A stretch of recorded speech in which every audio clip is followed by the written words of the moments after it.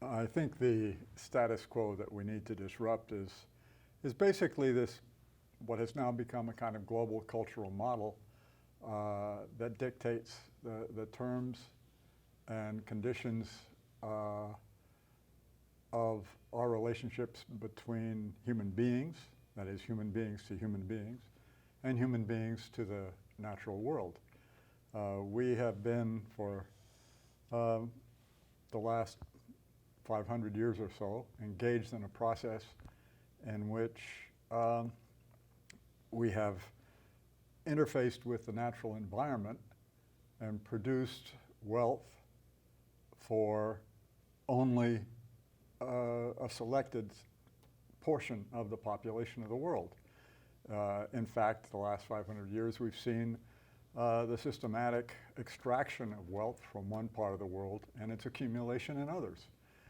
The interesting process in terms of, or the interesting dimension of this in terms of our conference is that that accumulation and that extractive process have actually created risk.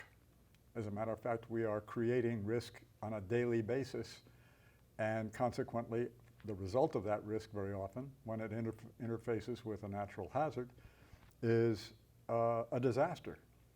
And so in effect, we are producing disasters, more disasters. Some people have said we have an epidemic of disasters. No, a disaster is a symptom of a greater system or a larger system that is engendering or producing risk through its relationships with the natural environment. And within that set of relationships are relationships between people. So the status quo we really need to disrupt is we need to break those or change those relationships.